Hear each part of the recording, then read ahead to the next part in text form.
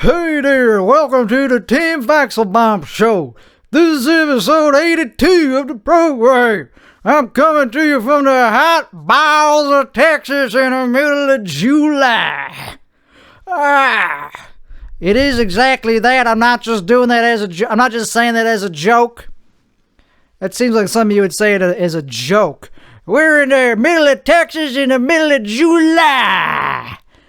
It's hot as hell because it's Texas. And you get to do that accent.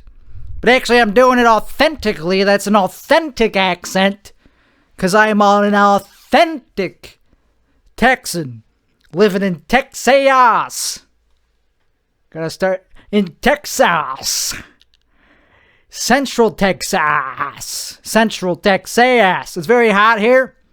And we've been in a heat wave for about 10 years. 10 years, yeah. For a long time, man. 2 months. We've been in a heat wave where it's been literally. Can you hear my tongue enough? What I do? Jesus Christ, even my mouth sounds hot. It normally does, but now it sounds hot. Anyway, so for 2 months now, it's been 100 degrees every single day. For every day. For the whole, not for the whole day. That's what I guess I wanted to say. For the whole day, every day, all day for the past 2 months. No, not all day, but pretty much all day. Because it's like, what, 90 out still? And it's 8 in the... All right, it's 11 p.m. Let's see how hot it is at 11 p.m. It's 87 degrees. So does that matter? So pretty much 100. It's pretty much the same temperature all throughout the day. The low is 76. That's not bad. So at 7 in the morning, it's going to be beautiful. But then, yeah, then it goes back to 105. It's pretty hot. But this is not affecting the show. The studio is perfectly air conditioned to 78 degrees. I keep it at 78 Fahrenheit. If that was Celsius, people would be having a heart attack. They'd be like, it's not even possible to keep your house that hot in Europe. But in Fahrenheit, I think that goes without saying. Let's do the math. How much would that be in Fahrenheit? 78 Fahrenheit to Celsius to Fahrenheit. It would be 174 degrees. So that's not impossible. That would kill pretty much everybody, but not immediate. You would be able to survive for a few minutes at that temperature. That's a good question. Hey, we'll ask the experts. I'll call a friend. I got a friend, he's a geologist and a biologist. Never mind the geology part. He's really good at biology and medical shit. He knows when people die. I'm going to call him up right now. Hey, his name's Leon. I was going to say Leon, but nobody's named Leon that does that. Leon. It's a French guy. So anyway, he says... I can't do a French accent, but he would be like, exactly, cause you'll die in about 2 minutes. Anyway, 78 degrees Fahrenheit goes up is 100, and I already forgot, 74 degrees. So add 100 to it. If it was Celsius, I'm saying, if you weren't watching earlier in the show, what we're talking about is if you converted 78 Fahrenheit to Celsius would be 174 Fahrenheit. That'd be not livable. Nowhere on the planet does the surface get that hot. Unless you're talking about things heating up to that. Not the air. The air doesn't get that hot unless you're talking in a shed that also has something adding artificial heat to it. Okay, you got me. Unless you're kind of in an oven, yeah. But I'm talking the surface atmosphere. Doesn't really get to 174 unless it's back in the dinosaur-eric times. You know? So if somebody says, "Oh, I keep my house at 78 degrees," you could pretty much assume they are referring to Fahrenheit. So that's where I'm at. I'm very conservative with when it comes to global warming and the environment, which means I want to conserve the environment. People get that confused. I go, like, wait, you're oh, so you want to pump a bunch of gas?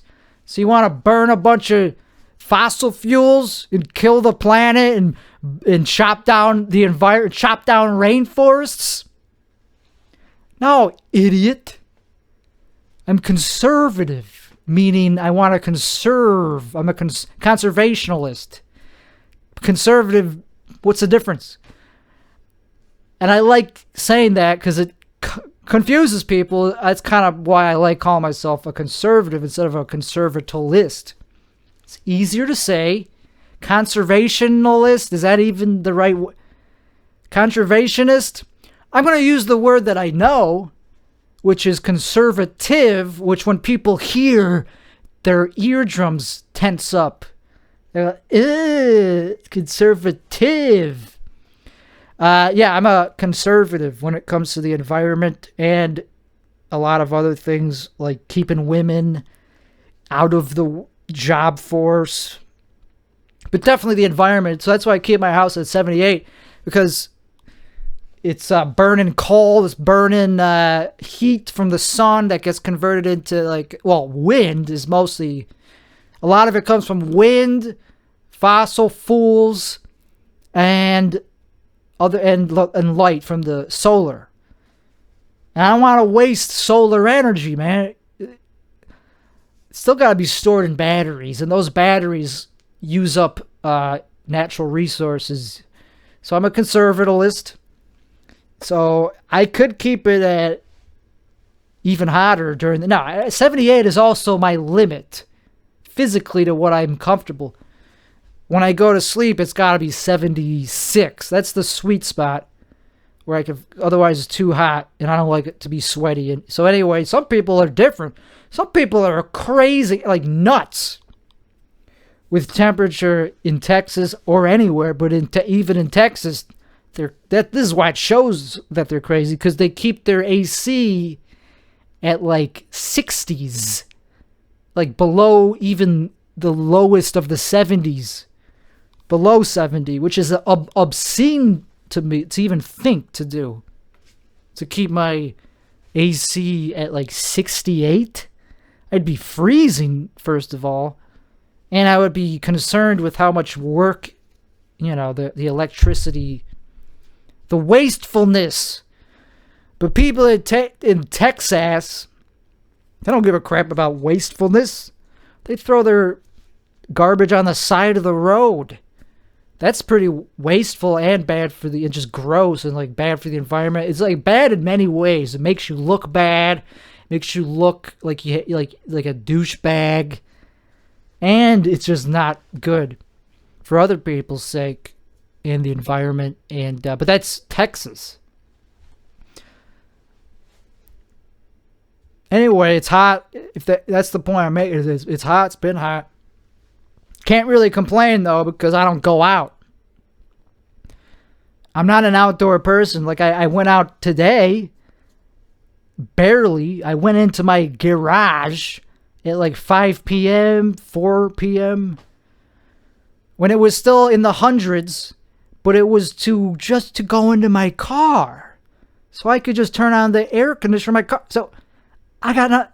When people freak out when they find out how hot it is here, who don't live here like other people across the country, they go, whoa, they're just doing that because they have nothing else to talk about, because that's exciting enough for small talk. But if that's really something that they're interested, like if that actually blows their hair back, like, yeah, okay, that is crazy, but not for me. You're talking to me in this context. So for me, who cares? I'm an indoor person. You know me. If you're this person in this hypothetical, don't be too surprised that I'm living perfectly, that I'm not complaining. I don't go, I'm an indoor guy. I'm an indoor person unless I'm on mushrooms. Then I have to go outside for fresh air to get some equilibrium. And then I go right back in after like 5 minutes because that's all I need. So anyway, it's not that bad. And it'll pass. And then there's other things to complain about, like the bugs. So screw it, let's start the show. Okay, I'll do a quick update on something that I haven't done an update on since last year. It's called the Brown Recluse update. This started as a topic. It didn't start. It's now an update. It's just a series of updates that started as an initial topic where I was freaking out back in a year ago at this time. I remember the exact date because I took pictures of the thing. It was like July 31st, I think. The night of that, the last day of July. I noticed this creepy spider walking on my floor when I was at my computer. I was stoned out of my mind. So that made it even worse, being stoned, because then you're already paranoid just to be alive. Like it took me out of my cozy high zone of like where you feel like, oh, I'm high at home. It's nighttime. What could go wrong? Well, there could be a venomous, one of the most famously venomous spiders in the whole country just walking right by your feet. That's what could be happening in Texas. You never know when something could be bad happening in Texas. Not everywhere. Some places are safer than others. But when you live in Texas, or Texas, you're not supposed to put like an emphasis on the S. You're just supposed to like Texas. You're not supposed to like you're supposed to do like Texas. I don't. The point is, I hate it here because it's making me more like alive. Like it's making me forced to like be alive and be awake and like look behind my shoulder, because you never know when something's going to become an emergency or somebody's going to ram into your car and like, well, that's glad I didn't get killed by some strange person. Yeah, it's a very reckless place. A lot of people just come here to be reckless. I'm a recluse. I'm the opposite of reckless. That's literally the opposite of recklessness, is staying home, not bothering other people, and not letting other people bother you. That's the dream. And I've been pretty good at it. But last year, when I was also being a recluse, I know this is brown recluse. I'm a white recluse. But this brown one is just like this spider that was like decently big enough for me to hate it, big enough for me to notice that it was not normal, that it was not the kind that you just let go, because that's rare, first of all, for there to be a big, nickel-sized, quarter-sized spider just on the floor, like clean, like what was it there for? Because my house is pretty decently sealed. I don't get big bugs. Only small ones can sneak, thankfully, so far, through the little door slits or wherever the hell. Anyway, immediately I knew something was off. I knew it was a recluse. I didn't know, but I was like, immediately, just by the shape of it and the way the legs were, and even just the way it was walking.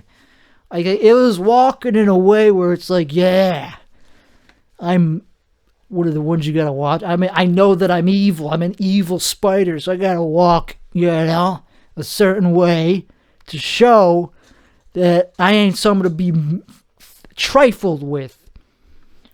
So it was walking in a way that I was like, I ain't seen a spider walk like that before. He was walking particularly creepily in a controversial manner. So I was like, well, I'm definitely not going to let it live. This thing's so not going to be alive in the next few minutes. So I just got to get over the adrenaline, the trauma, the anxiety, and the just the straight out fear of having to kill it and hope I don't get bit or whatever. Hope it doesn't like shoot up or like jump up. You know, who the hell knows? Some of them are fast. But anyway, so I was able to kill it very easily with a shoe. And then I took pictures of the thing. Because as somebody that wasn't experienced with brown recluse, I didn't know if that's what it was. So I took pictures of it with this camera, the one that I'm using right here. It's a very good has a good lens and a good sensor on it. So whatever. So I took enough pictures of it, and I was like, oh crap, everything is telling me that it is a brown recluse, and there's nothing to say it's not. Like, literally, I go through a checklist. It's hitting up. Like, there's nothing that I could reasonably be like, well, it could be this. No, it was only... That's the only thing it could have possibly been based on the pictures I was looking at and the violin. And that's what it was. Like, I was like, crap, I can't... I want to be convinced that that's not what it is, but, like, I think that's what it is, even though at first I kind of wanted it to be, because I was like, that'd be cool to, like, it's like calling on, it's like being like, I called it. It's like, so I was like, okay, I was like being like, I was going against my own instinct to try to prove myself wrong with science, but the science just confirmed my instinct was correct. I was like, okay, well, that's like 99. That's what it is. It's a brown recluse. Damn it. It's a brown recluse. Keep hitting the microphone. So anyway, and then the next 72 hours, I don't think I slept even. Like, it took me a whole nother day to even get to sleep, because I was like, well, if one of these is in my house, there's got to be like 300 of them. So I don't even know. It was immediate that I started looking at what to do about it. So I don't know. I hired a company. I got glue traps, but I also just read a lot about them. The thing that put me at ease was the information that I consumed about them. Like, once you consume pretty much all the information that you could just get online, like all the information about them, I consumed. You know, like, I didn't read any medical science journals or research. I don't know, but pretty much all the general knowledge I consumed on the topic. And one of the things that I did differently was I looked for anything that was on the floor, that like clutter, like loose clothing. I no longer leave clothing on the floor for any period of time, because they cling on to it, and that's how they get around. And also, I got these bins that lock clothes, these plastic bins. No longer leave cardboard boxes around. And so anyway, that was a year ago, and that one adult, that I don't know if it was a male or female, but it was. So I guess I didn't consume enough info to know what kind it was, but if it was a male or not. But I think it was a female, because I don't know, who the hell knows, but it something reproduced.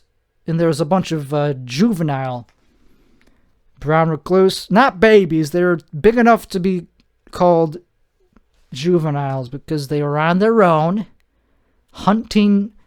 I'm humanizing them too much, but there's these tiny spiders that are, you can't tell what the hell they are unless you've seen enough of them. Once you know, okay, this is a brown recluse because I examined it pretty much like under a microscope. Now, if I see another one that's also tiny, yeah, I could tell immediately that's what it is. And they're always found on the ground. They're never found higher than the boards. What do you call the stupid boards? They didn't get very high off the boards, the floor, things on the, you know what I'm talking about. The things that I haven't cleaned since I moved here, except for a few, like the things that I don't like to clean because I don't have the proper vacuum. But we'll get into that later. That's another subject for a later part of the program. Right now, we're still... So anyway, these juvenile... Damn. Yeah, so they didn't get very high. They can't climb that high. They can if they have something to latch on. But anyway, they don't hang from webs. So I had another infestation, like another small problem with other brown spiders that were house spiders that were hanging from web. I still got them. I just don't see them as often because I killed most of them, but they're still laying down lines of web every day. And then when the sun goes through my windows at the right time, at 8 p.m., when it's perfectly lined up with my windows, that's when I could see all the spider webs that have been created that day. So I just walk into them, I yank them down, and then the next day they're right back. But anyway, those are also from another small brown spider, but it's not a recluse because they don't look the same, and they're different behavior, and they're quick, super fast, and hard to kill. They're impressive, man. These Texas spiders don't mess around. These ones that I'm talking about, not the recluse. The recluse are pretty easy to kill and docile. But these other brown ones that lay, that could skitter, go anywhere they want. They could climb anything. They're extremely fast. And if you think you're about to kill one, like you're like, okay, boom, you're about to hit it with something, it just moves. It's really like impressive, So they're very quick-witted. But anyway, so I got glue traps more than ever. It's really gross. It's really really nasty to live in a house that every day you just walk past like 20 glue traps that all have different varieties of dead insects. I'll change them eventually, but they're kind of, they're not that cheap, man. That you want to get your bang for, you want to let them fill up with enough bugs that it's like worth the trip. Anyway, so some of them have been there for over 2 months. So they're pretty disgusting when I walk past. It's like, ugh, there's still a bunch of dead bugs there. I should probably do something about that. But it's a monitor. It's to monitor what's going on. This year, I haven't seen yet, it's early, any adult-sized recluse, but I've seen a dozen or two juvies. I've seen them on traps and off traps in my garage and in my family, living room.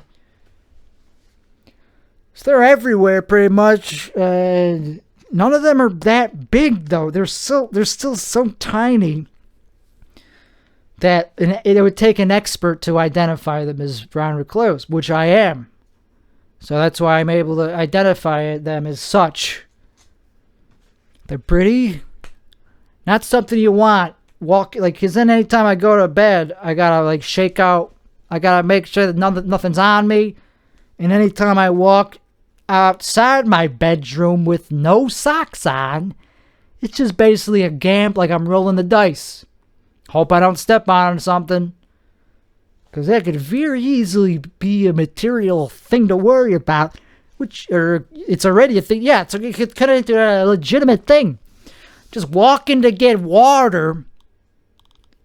The most innocent crime. I'm going to walk in my own home to get water in the long... It's a long walk because it's a big empty house where I go from my master bedroom all the way to my kitchen area.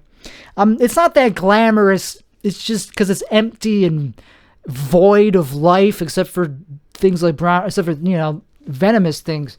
So I'm not trying to glamorize it because it's a very empty shell of a home.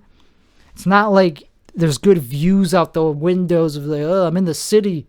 I'm in the middle of a desolate farmland subdivision, robbing people of their homesteads. So it's not glamorous, but it is a long walk, so it's a lot of praying that I don't step on one of these buggers. But I'm winning the fight because there's really not that many of them. Like, it's not like last year where every single day they were accumulating and I would just see them in my bathroom. And like, it was worse last year, but it's also earlier than it was in the year last year. It's only mid-July. Last year, it didn't even really peak until, I think, like October. I think October is when it was at its worst. But I'm already killing them with the glue traps. I mean, not killing them, just catching them. They stay alive for days, probably, those things. So just because they're in there doesn't mean the war's over. Doesn't mean they still can't nip you. But anyway, they're horrible creatures. And the glue traps are pretty much the most effective thing. You know, I got this company coming in a few days to spray.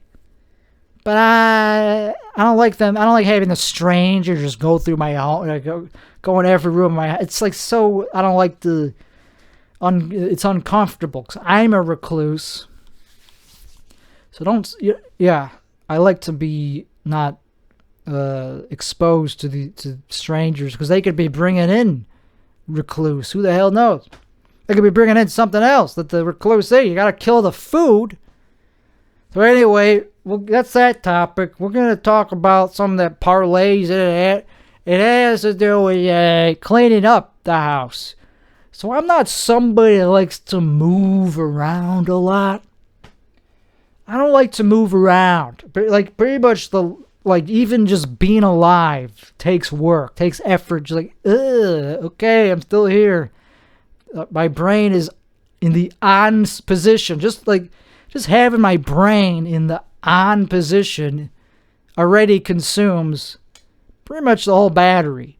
So for me to move my body, it's going to be things that are very easy to do, like things that you could do from bed. Like if it involves like holding a phone to my face to read, okay, I could do that for about 5 hours, 8 hours. But that gets hard, just holding a phone. But anyway, so I don't like to clean, is one of the problems. With being a mostly immobile person, if you are sedentary and anything is takes work, like even just like going to take the trash out, like throwing something out, like going from room to room takes work. Forget about cleaning the house or doing a deep clean. I would do very surface level cleans where I would use a dust buster, which like a stick vacuum, which is basically a dust buster, which was this wide. So I'm going through every room, and it's the same thing that you use on the floors. It doesn't do that much, but it's enough to pick up dust in the immediate walkways, but not in the corners. I don't use it as a corner sweeper, as a dust sucker to sweep the corners, even though I guess I could attach the thing, but it would not be that impressive. It would not get the I can't think of the stupid things that they're called. When I'm live, when I'm recording this podcast, I can't think of simple things for some reason. I guess because my brain is like hyper-focused. Because those things on the right above the lips above the floor, those little things that jut outward. Jesus. They're very annoying because you gotta use the right utensil to clean them. So I don't really do that. So to cut the cord on this topic, to pull the cat out of the bag here, I decided to buy a proper vacuum, one that is like meant to clean a whole house, not just to like dust bust. This is a heavy duty machine. And it's going to come with a implement that makes it easy to dust any surface. So I'll be able to dust the boards and anything I want, and it's a nice expense. But I was like, you know what? Just get something that's gonna work and that people say is a good brand. So I got a Miata.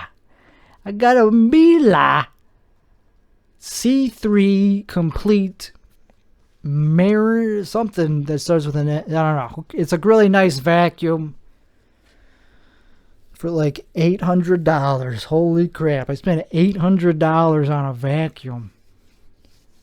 And I don't even like living here, but that'll make it better, I guess, to have I don't even want to use it, but like, yeah, I'm going to use it, but it's just like the feeling of spending that kind of money on something that you don't even do. Like, I don't clean, so I'm getting something that makes it, that's really good at it, I guess, to account for the fact that I don't like to do it. Maybe that's the thought process. That's how I justify it. Like, I'm not going to use a crappy one anymore. Because then, if I have the Ferrari of vacuums, it'll be more pleasant. So anyway, it's a really good vacuum. It hasn't even shipped yet. So anyway, so I'm excited kind of to finally dust. Because you want to dust up the dead organic matter and definitely dead bugs that you don't know if that are there. Because these Recluse, I think they like dead bugs. If they can't find anything else, I think they just settle for, I don't know, it's just something I heard. So you gotta clean up your house. You gotta clean up your damn house. And I think that's probably a pretty logical thing. Like, if the house is so clean and has no dust anywhere, and like there's just nothing, no bugs for them to eat on the ground, I think that'll help the recluse problem. So that's that. I'm a big spender on vacuum cleaners, man. And if I have another house, I'm gonna have to get the same kind of vacuum. So I want to have multiple houses. I'm that type of like disposable person, or like the type of person who just likes to have things that you don't really need, but like you just out of convenience. It's like, yeah, I could get a hotel, or I could just buy a house there and get everything I need twice. I don't know. I read on Bill Maher's podcast, he had this guy on, John Waters, not from Pink Floyd. I don't know his name, something Waters. He was a gay guy. He was hilarious, talking about how he has 4 homes with all the same things that he needs. And Bill Maher was like, I wouldn't want to have to get like another cuticle cutter in all the houses. He was like, I have 4 cuticle cutters. And I thought that was hilarious. Like, he actually said that out loud. That he actually, in his 4 homes, not only does he have 4 homes, he has 4 cuticle cutters in each one. And that's just something he was proud enough to say on a podcast. Like, I just think that's hilarious. That the rich people, that's a possibility to be that relatable. I get, because I relate the shit out of it. It's like, yeah, I would want everything the same at each household. For the most, I would need fingernail clippers. I would need a beard trimmer, a podcast studio, all the essentials, and that's just something that isn't that reasonable. It just caught me as hilarious. Mostly because he's gay, and that's like something only gay people would do. Cuticle cutter. I mean, there's a cuteness to gay men. And like, we see them as like these docile, like these, not docile, that's not the right word, because they could be quite venomous. But they're cute in this because they're like women, and they care about little things being the way they like, and they're very feminine, and I like that. If I was just like Tim Dillon gay, which even he probably has these tendencies of caring about certain things, like things that straight men don't, like the detail-oriented, the aesthetics. He does have that. So it's pretty much a true stereotype for every gay guy. They all have this like ability to see things with a good eye for aesthetics. But let's say I was just gay, but didn't have that inherent attribute. Let's just say I was just like a dude who happened to like dick, but was raised in a household where it was shamed. Like he was in the closet. Like you're forced to not act on it, pretend that you're, just keep it all buried inside, Obviously, you fantasize about it. You want to, you jerk off to men. You fantasize about being gay, but you can't because you were raised by parents that would have disowned you for it. What if you're that guy but you still have the aesthetics, the eye for aesthetics, or you don't? Let's say. I would be like, well, I don't know. There's an expectation to act a certain way if you're gay. And I think that's bullshit, even though it's true. I guess it's not bullshit if it's true, because pretty much every gay guy I've ever met has the eye for aesthetics. So even the ones that are in the closet still are like, ooh, that's a good decoration. So I guess it's just a false thing. I guess that means I'm not gay, first of all, because I wouldn't want to be seen that way, because I don't know if I do have the perfect eye for aesthetics. I don't look at myself that way. So if somebody goes, oh, you look all schlebby, but you're gay, why do you look that? I don't know. I feel bad for those guys that even though they know that they're not presenting at their best, it might just be out of, it's like, well, I don't have the time of day, the time and the money to obsessively perfect, but yes, I know I could look better. I feel bad for those gays. The ones that look schlebby, and know it, but can't help it because they don't have the resources, or maybe they're just too depressed to get up to do that. So and then they still get the flack. It's like, don't you know that you're gay? You should act like it. Get a manicure, get a haircut. Change your clothes for once. It's like, well, can I just not be gay then for a few days? Because I kind of just want to dress and act like a straight guy and not be judged so harsh. So anyway, I don't know, that's a tangent. Let's get back to the main focus, which is the next one. We already covered two big ones. Vacuum. Okay, this is another kahooey. This is another huge one. Cars have been a recurring topic on this cast, and it started with the first Tesla, and then the second Tesla, the supercar, and then now I'm down to no Teslas and a Miata. The Miata! It's my favorite of all the cars that I've ever owned. I liked the first one, but that one was, I was too liberal with my behavior back then, so I didn't deserve it, let's just say.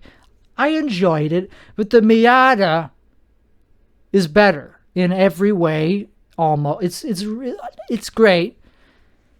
It's never done me wrong. The Miata, it's done, like other people have done me wrong because it's small and they can't see it.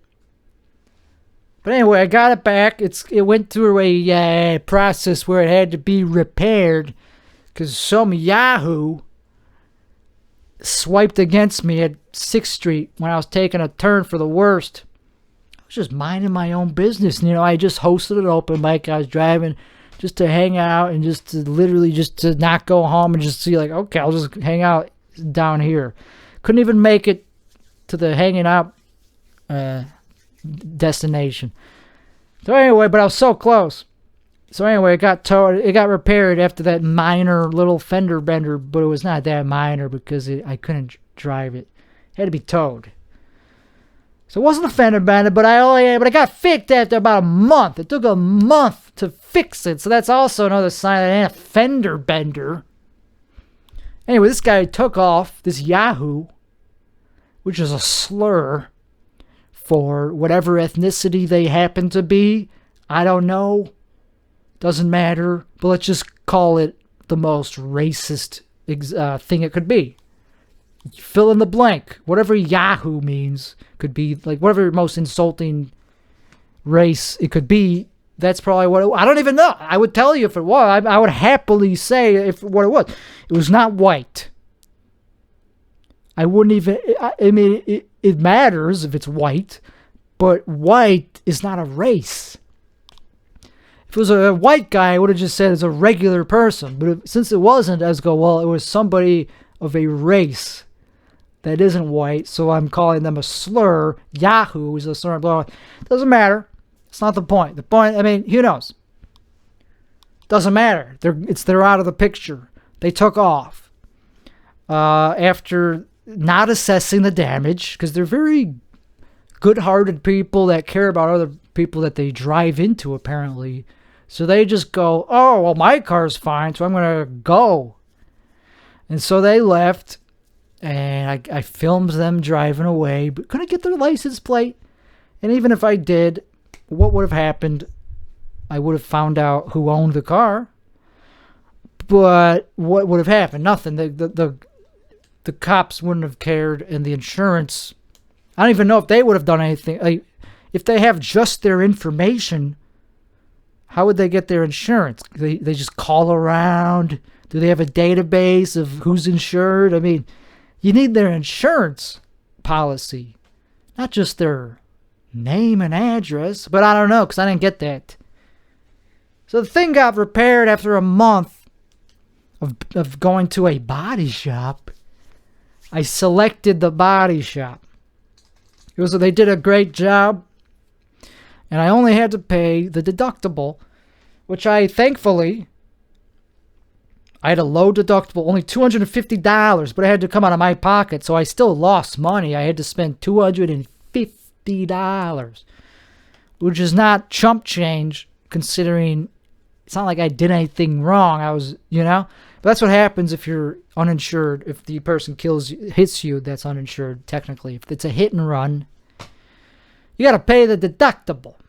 Somebody has to. I mean, there's no non-deductible insurance. Like, here, can I give you a higher premium to not have to pay a deductible? What's the point of the deductible?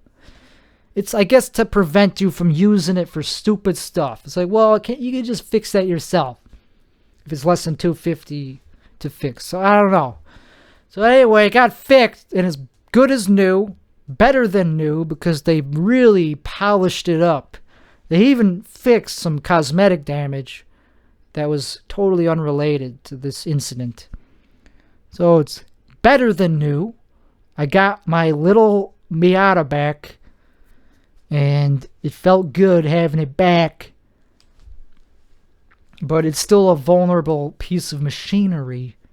And even though I trust myself, for the most part, not to crash it or do it, or kill anybody, for the most part, I got to pay attention. I don't trust other people to not kill me. Because what are you going to do if somebody hits you and it's bad? Like, you're injured and they're taken off and you don't got their license plate or nothing? You're screwed. I mean, yeah, the insurance will cover as much as it can, but you're going to get permanent damage. Let's say you get permanently injured, and you can't even sue them or even know who they are. The instinct would be to be very angry at them. Anyway, so I convinced myself to get a stupid dash cam. I did my research. I became pretty much an expert on dash cams. I learned everything there is to know about dash cams and which one to buy. I thought there was like a whole world of dash cam. There's only a few different good ones. Like, there's none of them are that good, first of all. They all use the exact same sensor. They all use a Sony-made sensor called Stelviz. I don't know. Starviz. Baseboards. That's what I was trying to think of. Baseboards. Anyway. Whatever. So they're all the same. So whatever. So I bought one that uses the next generation of Starviz chips. It's the Starviz 2. And it's really the best one on the market for now. And it shoots in 4K and HDR. So it has really good quality footage. And I'm happy that I got that one. Because it's not that small. It's 4 inches wide. It's bigger than my garage opener. So like I was like worried about like where the hell am I going to put it on the windshield? I don't want it noticeable. I don't want to be like, I don't want to block in any of the windshield because I like not having nothing on there. I don't even have a sticker on my car. I think you're supposed to have some sort of sticker to show that it's registered, but who cares? It's registered. Just leave it alone. So I got it today after being super anxious and not satisfied with the purchase. It's like it's so clunky, like it's big, and it's going to be so awkward finding a place to put it on the windshield unless it's on the passenger side, because the rear view mirror has this huge chunk that comes down and blocks the center of the windshield. So it would have to go to the right of that, I thought, on the passenger side. And that's not good. You don't want to record only the passenger side. I wanted it from either the driver perspective or the dead center. So I got the thing. Because I was like, it's either this one or another one that has a screen on it. And I don't need a stupid screen on it. I could just use the app to know what it's pointed to. And it would go behind the rear view mirror if it had a screen on it. And what's the point of having a screen that's behind something blocking it? So like, that's clunky. That's not Miata. Miata's not about clunkiness. It's about seamlessness. So anyway, I got it earlier, and I was like, well, I guess I gotta install this device. And then the next thing to figure out, so I found a place to mount it right underneath the rear view mirror, directly underneath, and it's technically behind the rear view mirror, but not in a way that impedes with it. And it's not blocking the windshield. It's barely noticeable. And it's dead center. So it picks up a beautiful field of view. And it looks really cool, actually, the way it's mounted. The weird part was the mounting it itself. The actual way that it attaches to the windshield is not with a sticker. It's not with a suction cup. It's with static electricity. It's with I had to use this film. I had to peel this film rectangle and cut it a little bit to make it so it wasn't too big, and that just sticks there by static electricity. And then you use a heavy duty sticker to mount the actual dash cam to that piece of film. This super thin piece of plastic is all it is that's holding on this heavy dash cam. But it works, but there's air bubbles. So I'm worried that it's going to fall. It's just going to fall off one day. I'm going to have to do a better job of applying it because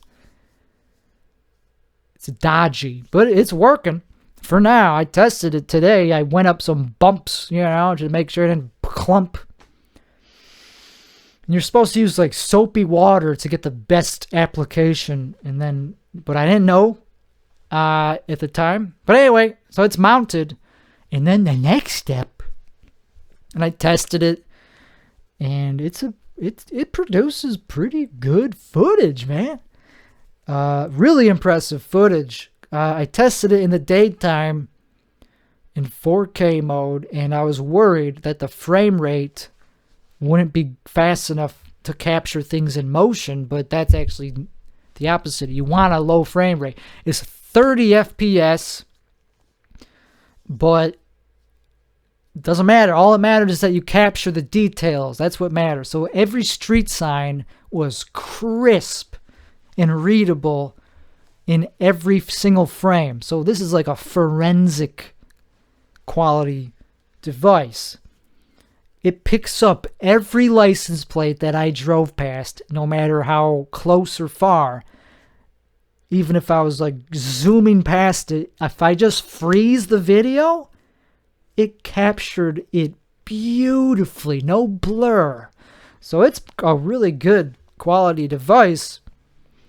So the next thing I had to figure out was how to connect it to the power source. And I had to do all sorts of research on how much power it needed and what kind of cable you could use. It only needs a very standard USB cable, 5 volts, a very low-powered device, and it doesn't have batteries. It's designed to be powered by a car battery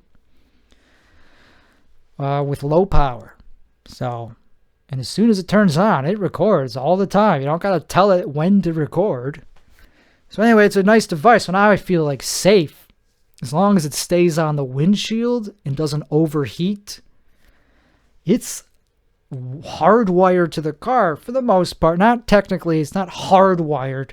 That's something I had to learn about. If the most professional way to install a dash cam is to connect it directly to the fuse box, and then the car doesn't even need to be turned on, but it could drain the battery. But this enables you to have it working for you as a security camera when your car is off. I didn't feel that was worth the pain of figuring out how to get it into the dang fuse box. So I went for just the cigarette lighter. And I didn't even know my car had a cigarette lighter because they keep it super deep into the passenger well. But yeah, so I had to string the cable through the top of the car trim and get it through the pillar, the passenger side pillar, and then back through the glove compartment, and then to the thing at the bottom. It was that was the hard part, but it wasn't as hard as I thought it would be. I looked up a video, and they're like, yeah, you gotta pull off this pillar, gotta pull it off, and then pull out the speaker.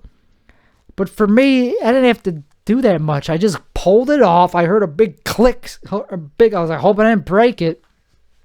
And the speaker was still in the pillar, but I just left it there. It's like, who cares? I don't need to take the speaker out. This will take 2 seconds.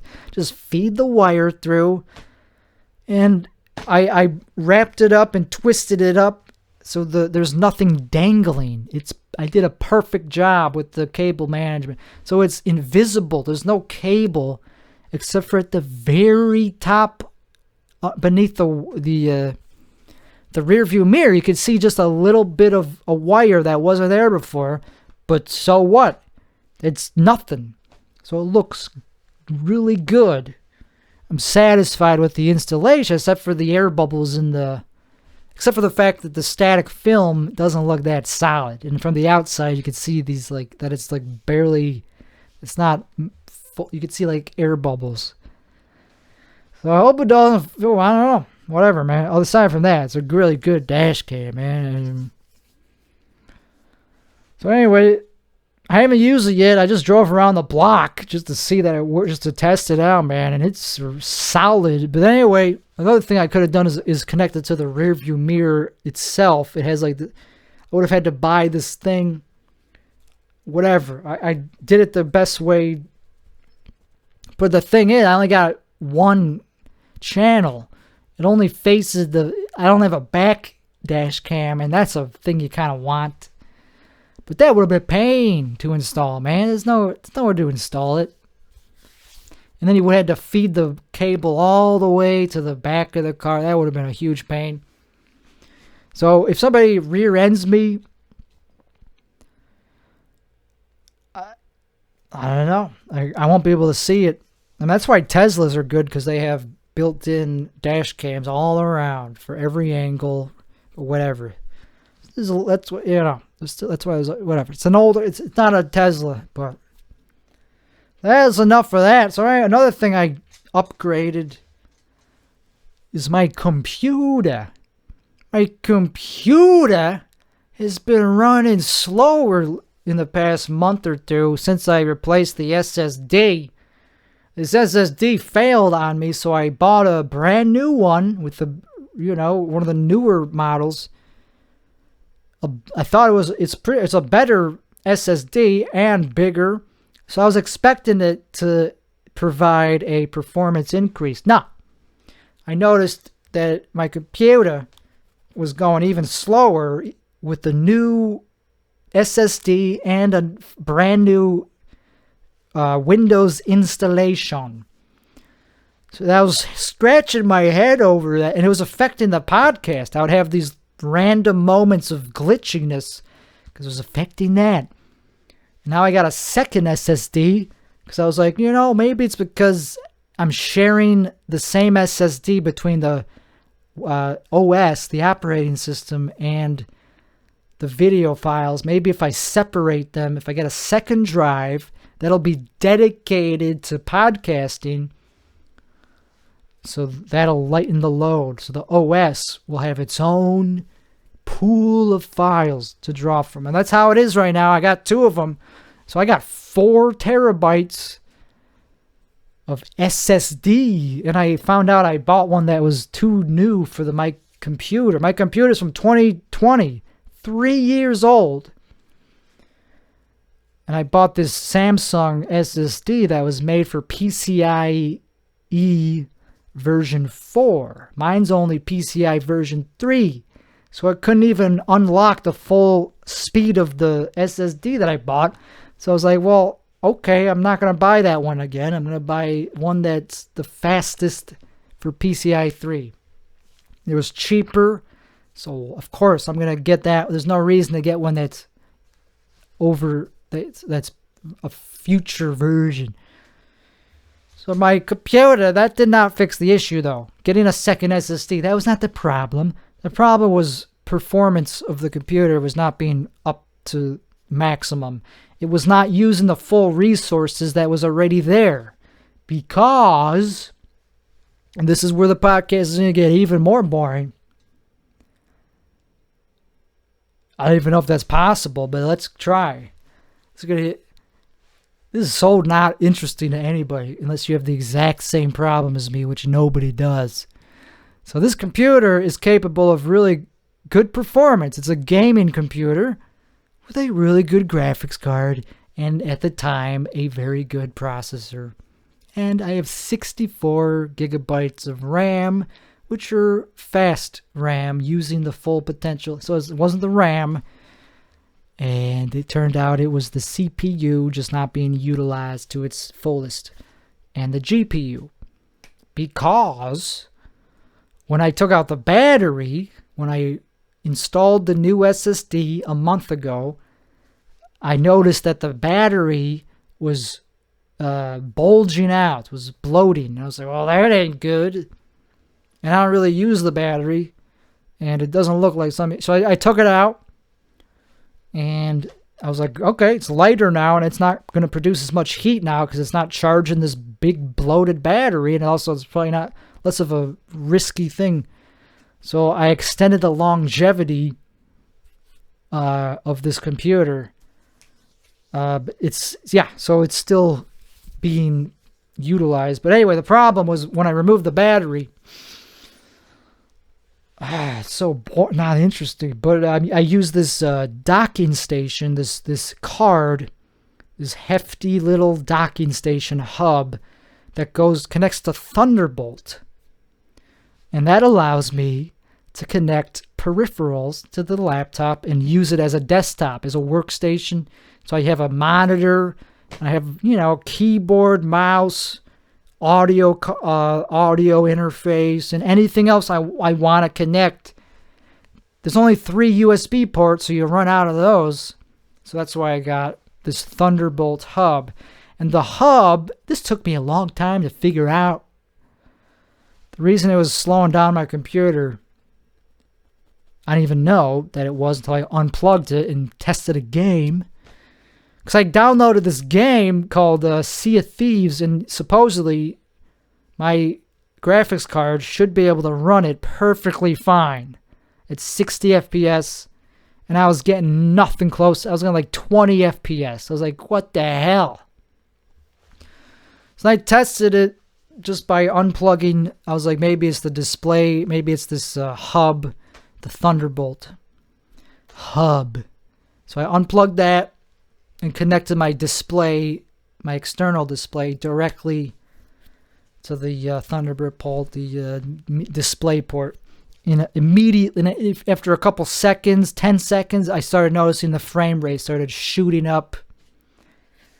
So anyway, long story short, it was because it was supplying power, and the software that tunes the performance saw that it was not getting enough power because the battery was gone, even though it was connected directly to my outlet. So anyway, the solution was to not use this dock.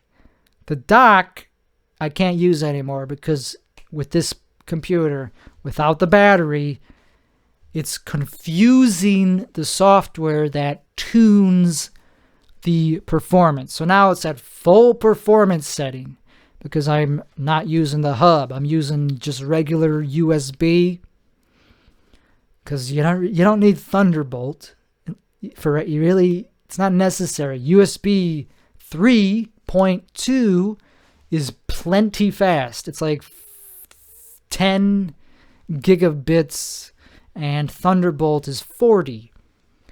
I didn't need 40 gigabits. You wanted it for like heavy duty peripherals, like multiple displays, and if you're transferring, for SSDs, that's a good example. But I don't have those. So USB is fine for the mouse, keyboard. Some things I go directly to the motherboard, like the camera, directly to the 3.1. Anyways, that's boring. So the point is it's good news because now my computer is working as fast as it did the day I bought it. And it should be good for who knows how much longer. It's perfect. Like, it could last me another couple years, maybe. I was like, crap, how am I going to have to buy a new computer? But like this thing, it could still play games perfectly fine. And you could probably even hear it humming in the background. Now that it's at full performance, it's louder because the fans are going faster. But I could play Flight Simulator. That's what really got me to find out what the problem was, because I used to be able to play it, and I was like, well, it's the same computer. Why can I all of a sudden not get higher than 10 FPS? So now I could play buttery smooth. I could just fly across the country, and I could do anything. Everything was just like laggy. Now I could record audio with no problem, no lag. It boots up super fast. So anyway, you'll be seeing a lot more content from me as soon as I get my my sleep apnea under control. That's the last topic of the evening. I did mushrooms earlier in the day. Only about 6 or 7 of them. So not that much, but enough for me to feel it. And what I always am reminded of is like how exhausted I am and how like fatigued I am. Like my general energy levels are like very bad. And sleep apnea still hasn't been solved. I use the CPAP for a few hours of the night. I use it pretty much every night. But then after I wake up, it's so uncomfortable. I rip it off and then I just sleep. And even then, even if I use it for the whole night, I don't think it's really it's solving the problem.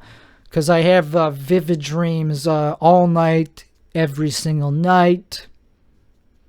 And I wake up with a headache and general, like, ugh, this sucks.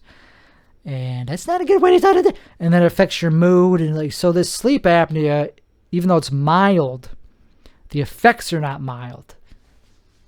It's ruining me, man. And I've had it all my life. Like, I don't even know. I've had it for a long time, man. Probably like since I was a preteen is when I noticed this fatigue that I didn't normally have. I used to be able to just wake up no matter how little sleep I got. I don't know if that was just being a kid, but I was able to wake up in the morning perfectly refreshed, and it was never a problem. Never had daytime sleepiness. And then right around, I think, 7th grade, when I was like 12, is when I started noticing, oh no, I got to sleep in. So I became the type of person who sleeps in. And I need to get my tonsils removed, I think. I don't know, but the shrooms, these were new shrooms that I was blessed with. I was lucky enough to get my hands on. They were very powerful, and still experimenting with how much I could tolerate. They're extremely potent, and they come on very quick, and they last a while. They're very powerful, even in tiny doses, like a microdose. Like, some people would consider, oh, that's a microdose. Well, nope, not of these. That's like still enough to get like slight visual, like you're tripping kind of. So anyway, but next time I'm going to take even more. But the problem was not the shrooms. It was just my, I was upset about my fatigue levels. So anyway, we're going to get there. And the shrooms are what make me actually want to like figure it out. That's the good thing about shrooms, even if they're uncomfortable to be on them. And it's not pleasant to be concerned about your health and like Googling stuff while on shroom. Like, what's wrong with me? But if I'm never going to do it, then I might as well do it. It's better than never to be like, when am I going to actually look into, like, try to get treatment? Like, when am I going to actually like keep trying? Because otherwise, without that, I would have just been like, well, I don't know, I guess one of these days I'll look into it. But the shrooms are like, dude, it's not something you just put off. Like, what are you doing? You should be like getting this solved. I don't know. It's a completely different mindset that it puts you in. It's like, dude, this is life. This is what are you doing? This is you don't want this to just be your life. So, yeah, shrooms are very good drugs. They're in a different category, you know. They're not addictive. That's why there's an exception to them. Like, I never go like, oh fuck yeah, can't wait for my next fix of shroom. No, I don't like. I have to push myself to consume them. You know, man, it's not really like a fun. You know. It's fun when you're over the peak and you're coming back to normal and you're happy to be back. But the odds, the come up, is usually pretty rough, and they're not addictive. But I still gotta take more because I'm still testing out these new ones I got. Anyway, so that was it. I think that was the most boring episode yet, and I'm proud of that because I'm trying to outdo myself every week. And this has been episode 82 of the Tim Weishel Bomb Show. Have a good week, y'all. Peace and love.